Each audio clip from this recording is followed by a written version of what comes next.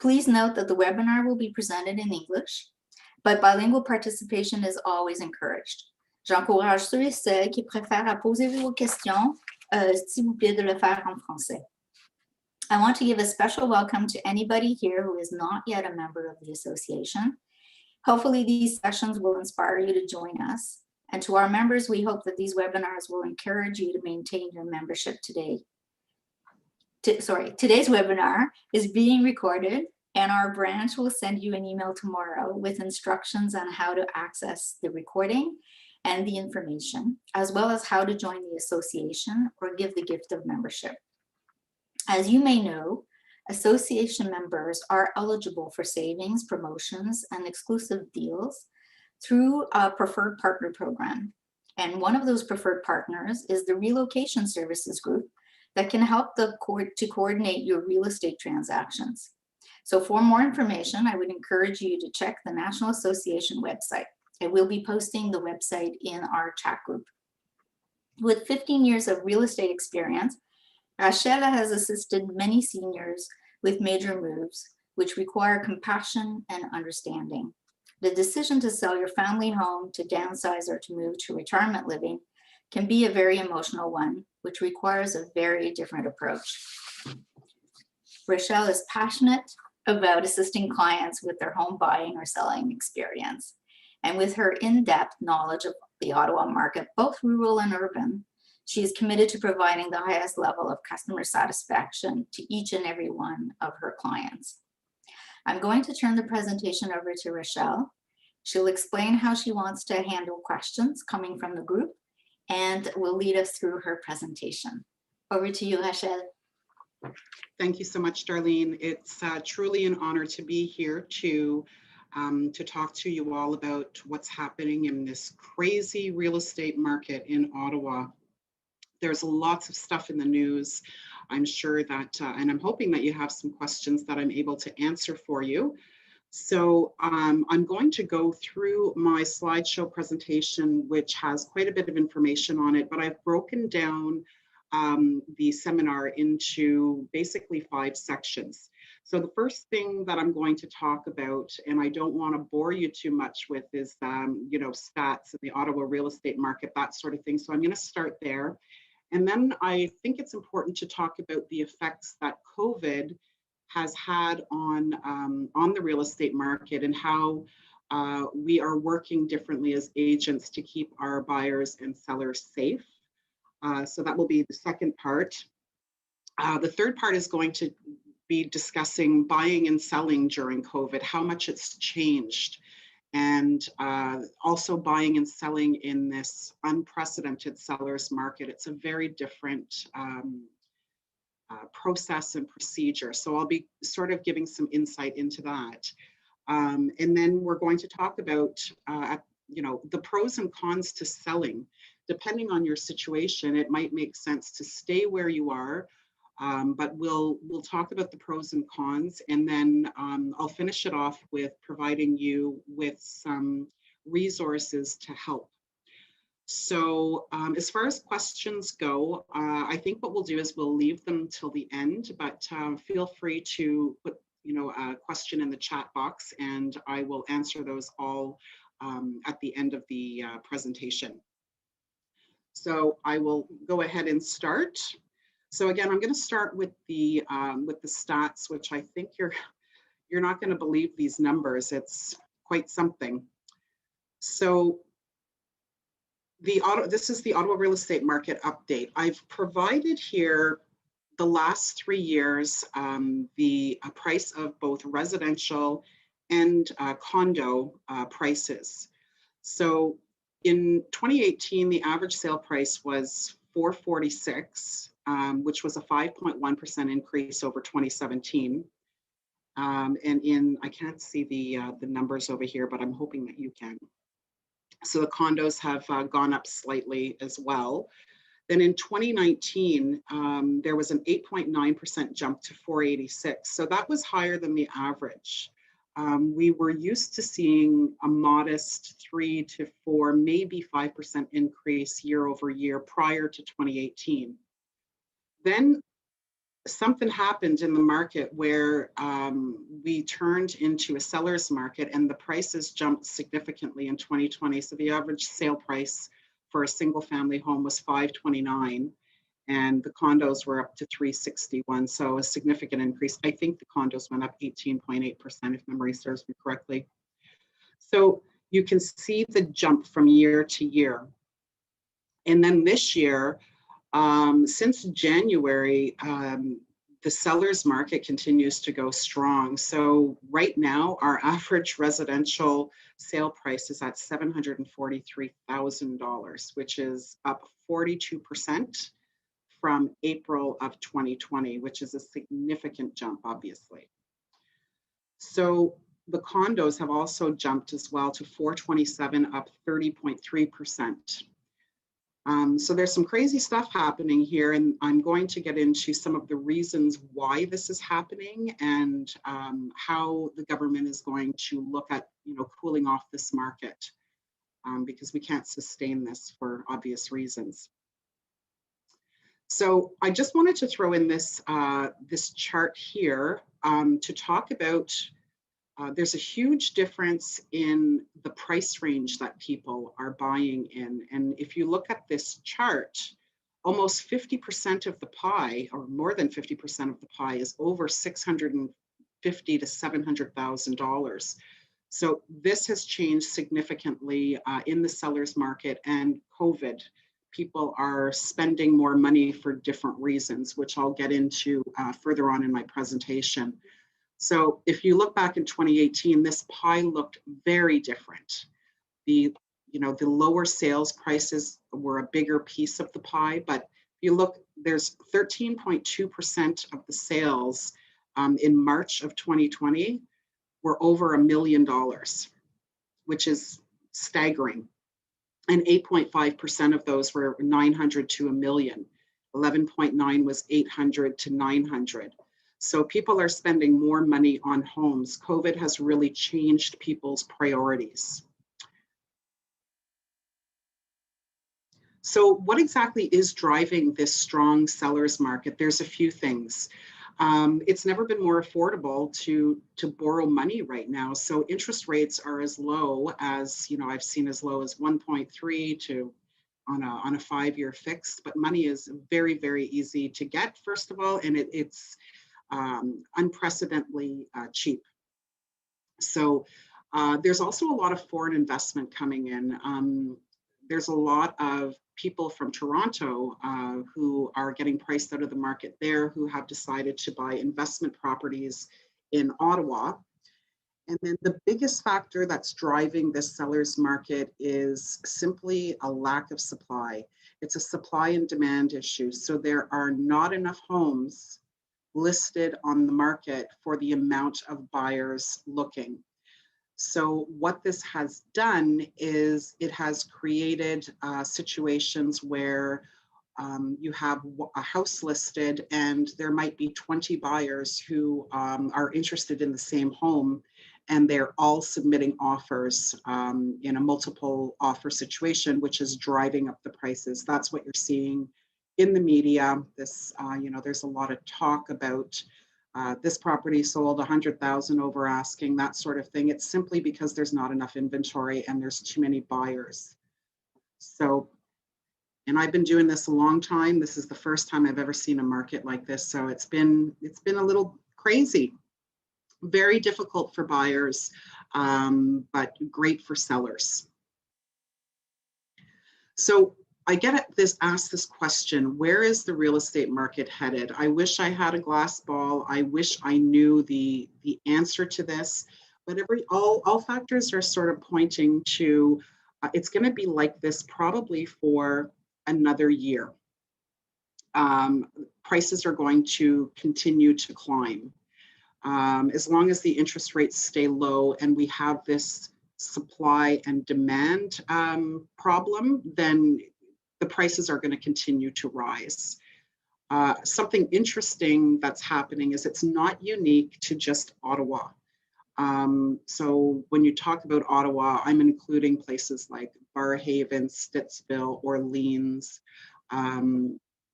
those sorts of areas. So what has been happening is buyers are getting priced out of the market. The prices have got so high in Ottawa that they are now looking on the outskirts.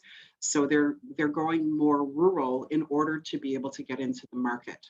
So it's not unique to only Ottawa proper. It's spreading out everywhere, all the way to Arnprior. I mean, it's Brockville. It's happening all over.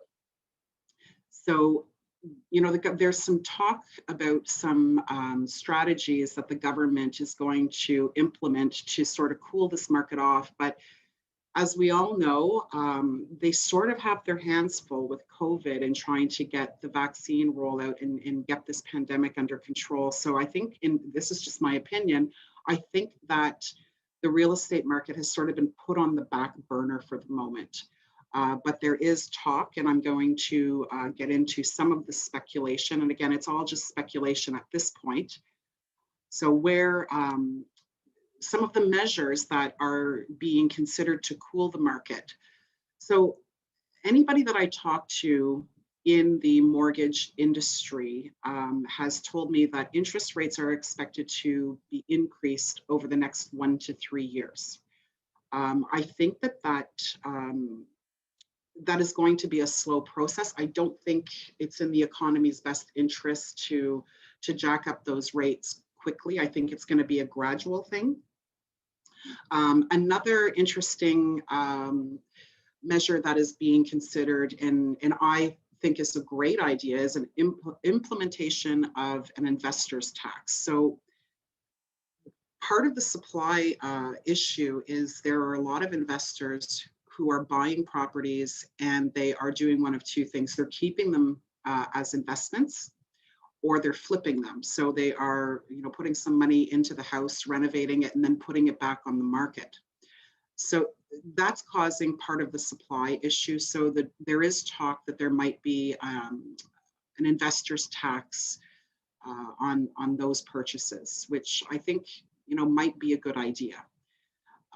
There's also talk about a capital gains tax on your primary residence. I don't think that there is a chance that that will ever come into play. I think that there would be too much backlash on that. And there's too many factors to be considered when they're looking at that. So I think that's highly, highly unlikely. Another thing that they're talking about doing is banning blind bidding. So what I mean by blind bidding is when a seller lists a property and they receive, let's say, 10 offers, none of the buyers or their agents are aware of what the other offers include. They can't talk about anything about the conditions or the price or anything. So buyers are literally going in blind, and they're overbidding a lot of times. So this has already been implemented in Vancouver, where it becomes almost an auction system. So there is talk about that. I don't think that's coming soon, but there is some discussion around that, which, may be a good thing. I mean, right now, sellers are really capping out because buyers are offering ridiculous amounts of money for properties because they are tired of losing out. So the other thing that they're talking about doing is increasing the current qualifying rate for buyers who are putting more than 20% down, so not insured. So they're going to change the rate to 5.25%. I don't think this is really going to affect much because when the mortgage is being structured, all you have to do is put 19% down. So there's going to be loopholes in order to get approved at the lower rate for that. So those are some of the things that I've heard are being considered, which may cool the market down. But again, I think that the biggest thing that we need is an increase of supply, which would definitely help. It would balance things out. So the next thing that I want to talk about is COVID, big hot topic right now, and we are all affected by this, the real estate market included.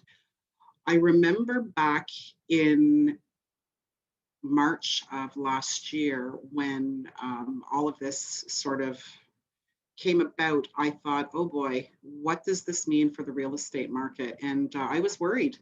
I didn't know what was coming. And boy, was I surprised at what ended up happening. So things slowed down for a little bit during that first couple of months. In March and April, we saw a decline in listings and in sales. I think because, for obvious reasons, people were nervous. They were, really focused on this bomb that had just been dropped on us with this pandemic. So, but it didn't take long for the market to take off. It was totally unexpected on my part, and a lot of other people's feel the same way. It was very interesting. So, some of the effects that COVID has had on the real estate market are very interesting. I think this pandemic has caused a lot of people to reevaluate life. They're kind of, now that we're stuck at home, many of us are working from home and have no plans on going back into an office environment. They're sort of looking around at their current home and thinking, oh, it would be nice to have that home office, or this apartment or this condo is feeling really small, and I don't like my husband right now because we're in close quarters. So I think they're reevaluating what's important to them.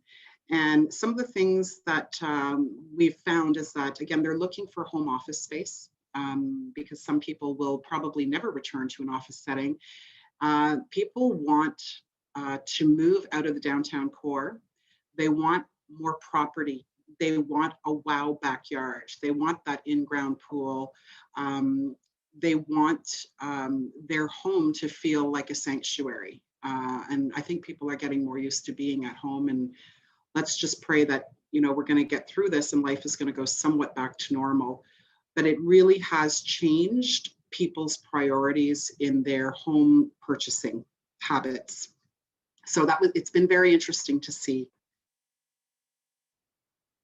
So obviously, when this pandemic was announced, we sort of had to shift our business, and we remained an essential service.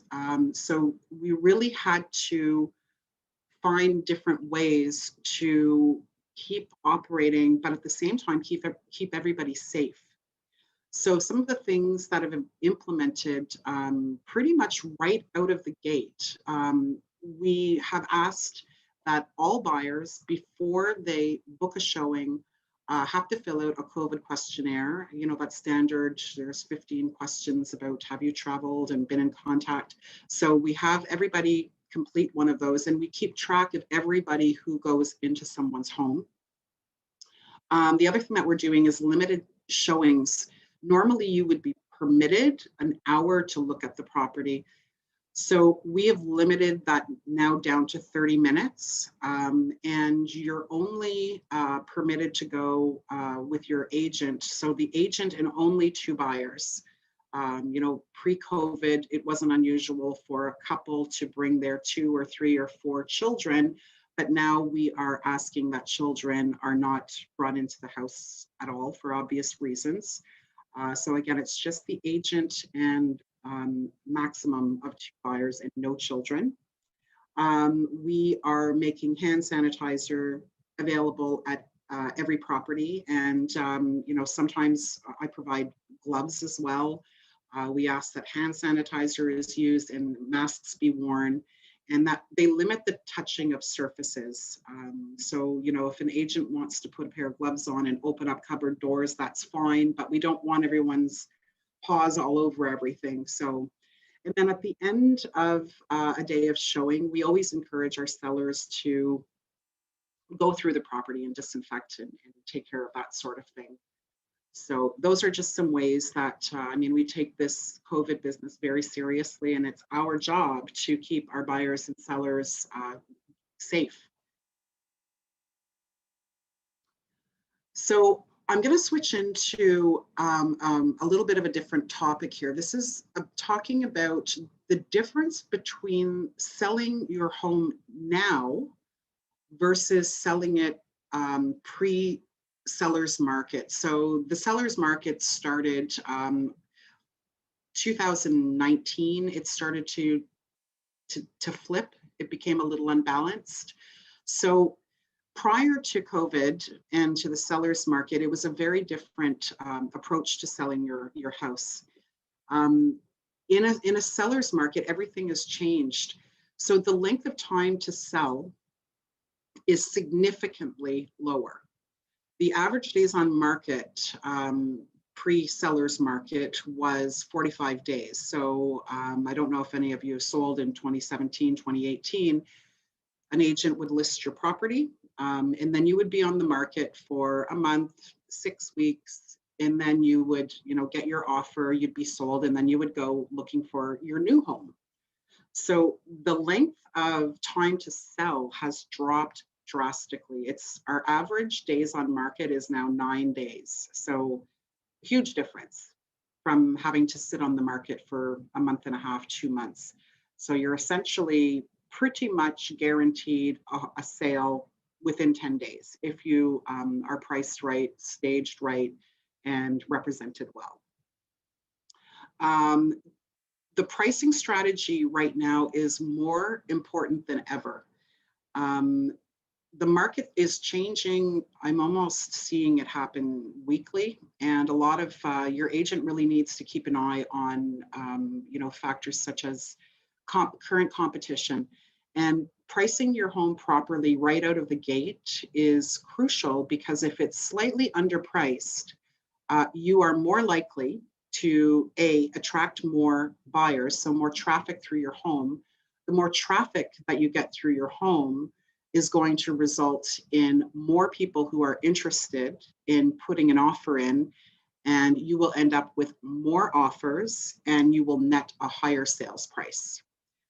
I've seen a few agents who have listed properties on the higher side, more towards what the seller is really truly hoping to get, and sometimes it's been backfiring on them. They're not selling. They're not getting the traffic through because there is this understanding or this belief with buyers that the sticker price of the house that you're looking at is not what you're going to pay. So it's very important to price your home properly. The other thing that is very interesting about this current market is I would say 90% of the offers that are coming in on properties are cash offers. What I mean by cash offers, no conditions. So there's no financing, there is no inspection. It is a cash offer. The buyers are doing their due diligence at this point to get their financing in order before they go house shopping, because they know that if they put a condition of financing in their offer, that they're probably not going to be successful in getting the property. So very, very different from our pre-sellers market. As a seller, you're really sitting pretty, because on offer day, you basically are going to look at the offers that have been presented, and you're going to pick the one that you like, and essentially you're going to be sold right away. So it's very, very different than before the seller's market.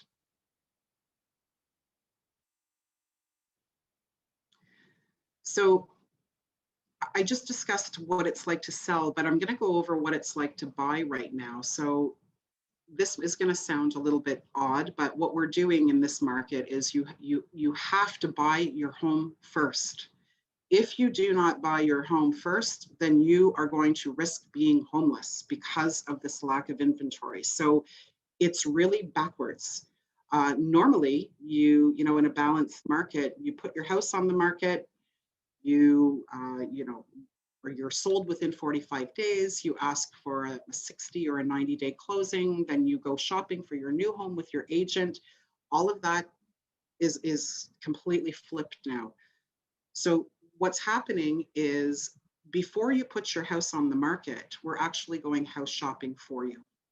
Um, you have to obviously make sure you have your financial ducks in a row so you know what you can afford based on a certain sale price of your current home. But you're acquiring a property first. If you don't do that, you really do risk not having a place to go once you sell. So with that being said, it's really crucial to have your financial ducks in a row to get an assessment of your current property and an appraisal to see what you can expect to net on the sale side of things so you know what you're going to be shopping for on your purchase. Um, Another thing that we're not seeing at all is a conditional sale on the sale of a buyer's property. And what I mean by that is um, pre-seller's market, we would get offers from buyers that say, we will buy your house, but we need 30 days to sell ours. That is just, we're not seeing that these days in this current market. So one thing that I do always encourage my buyers to do is to do something called a pre-offer inspection. So number one, you've got to get your financing really solid. Number two, try and get a pre-offer inspection done. This is the biggest financial investment you're going to make, and you really want to know what you're getting into. So there are ways that you can do a pre-offer inspection prior to offer day, and I strongly, strongly encourage it. There are so many people purchasing properties right now with no inspection, and I can see that becoming a problem down the road. So even on rural properties with wells and septics and big ticket items that, I mean, are great if they're working, but if you purchase a rural property with a septic system and you haven't done an inspection and you take possession and then find out that there is an issue with the septic, that could be a $30,000 problem that you weren't aware of. So again, always try and do a pre-offer inspection. If it's a rural property, try to do that septic inspection prior to submitting an offer on it, just for your own protection down the road. So I'm going to sort of talk about a different topic now. And, we're going to talk about the pros and cons to selling when you are in retirement age and, your priorities, again, you're at a different point in your life where different things need to be considered. And we'll talk about the pros and the cons. Should you sell? Should you stay put? And then I'll finish it off with talking about some resources that are available to help you. So factors to consider before selling. Whatever your vision for retirement, you may want to stay in your own home. And there are options to be able to do that. You can, thinking down the road, if you live in a bungalow or a one-level apartment or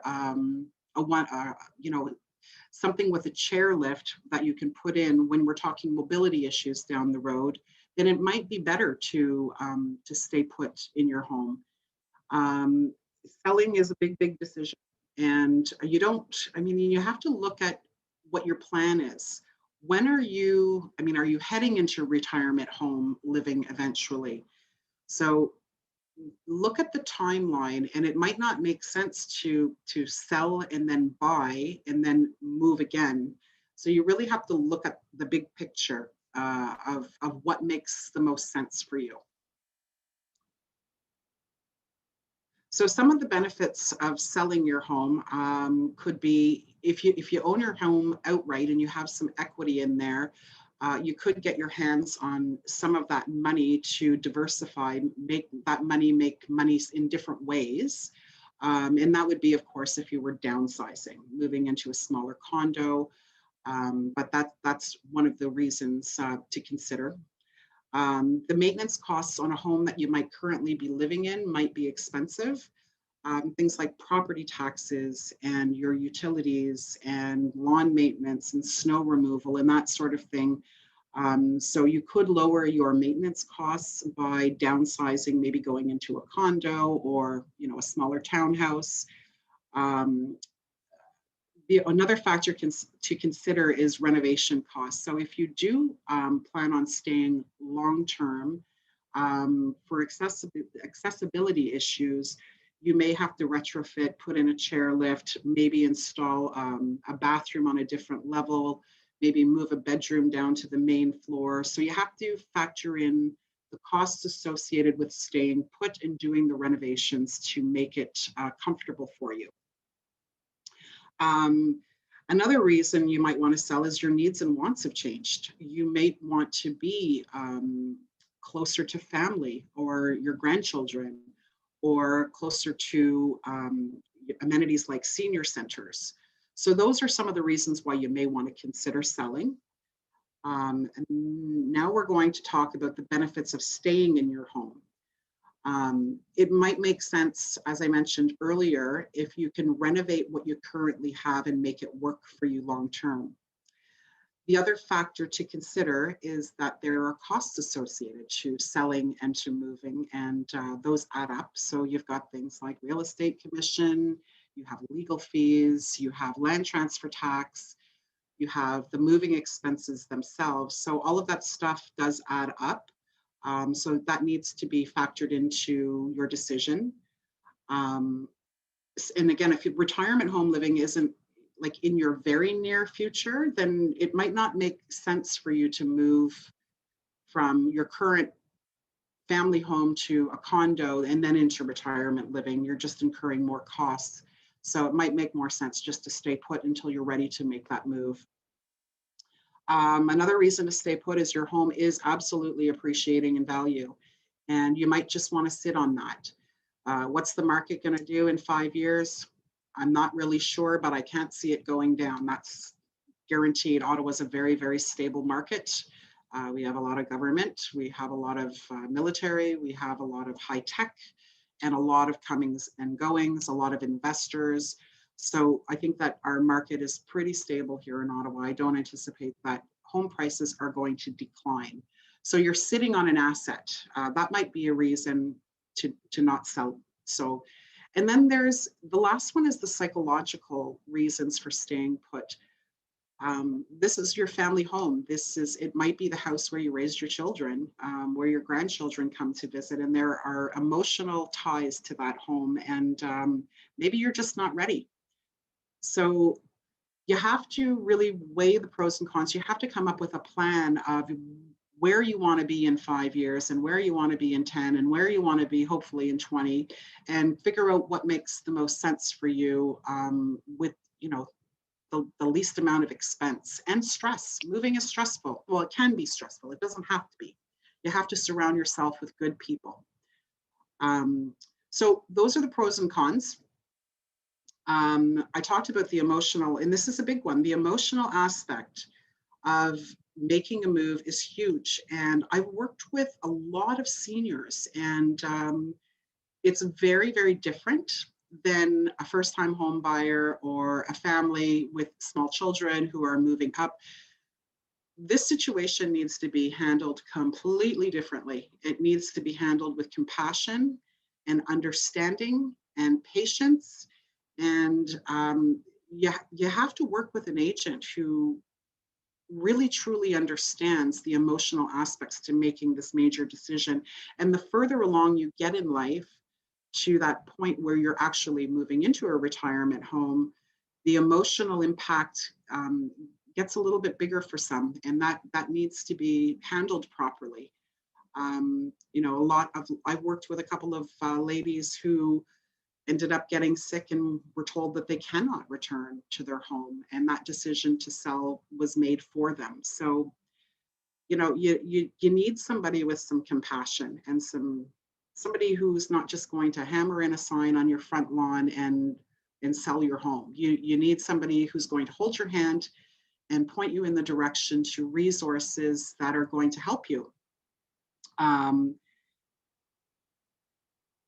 So another reason why you may want to move is for those of you who may be single and you're living alone. You have to take into consideration that isolation factor that, especially with COVID, where we have such limited personal outside world contact. You're spending an awful lot of time alone, and that might influence your decision about maybe making a move sooner than later. There are great communities at retirement homes. There, opportunity to meet new people and socialize.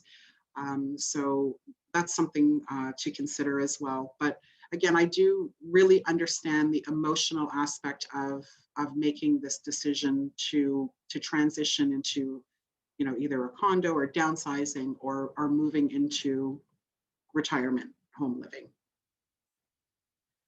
So what I have found, again, I have worked with quite a few seniors who have moved, some of them of their own, it was their decision to move, and then some others that the decision was made for them for health reasons.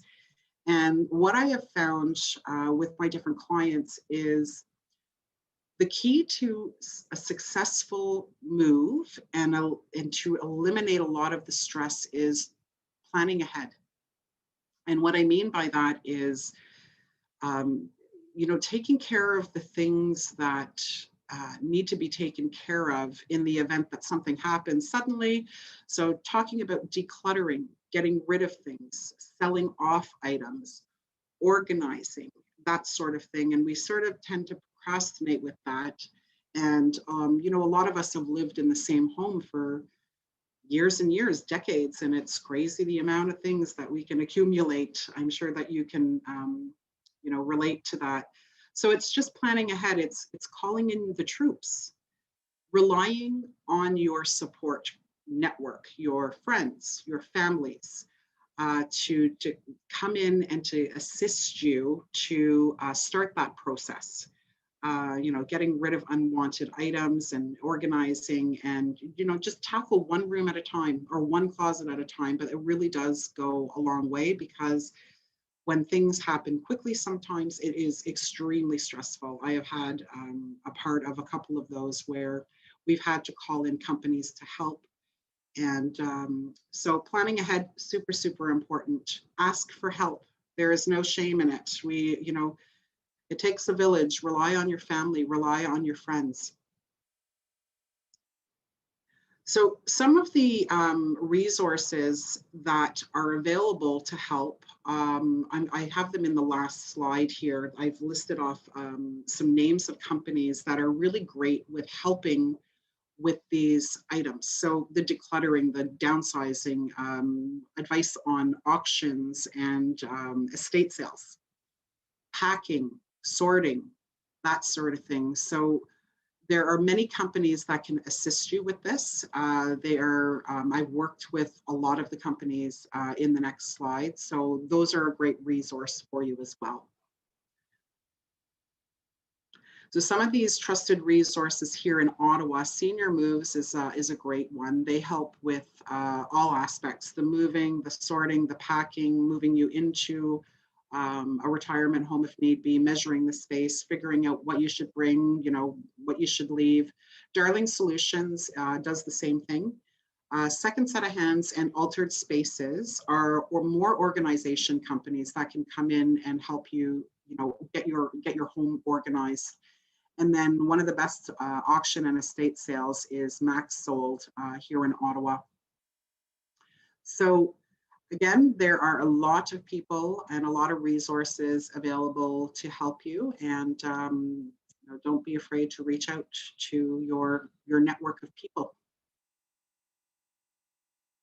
So, I mean, at the end of the day, if you're considering selling, you're weighing the pros and cons, you're on the fence, it's really important that you hire the right realtor to help you.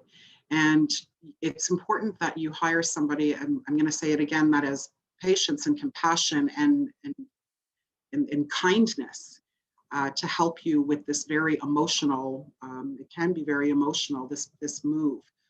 So interview agents, interview several, ask if they have experience with helping seniors, and look at their resume to make sure that they're a good fit for you, because the more good people you have working behind you, the more seamless the transition and the whole process is going to be. So So that is my presentation in a nutshell, and I'm totally open now to answering any questions that you might have.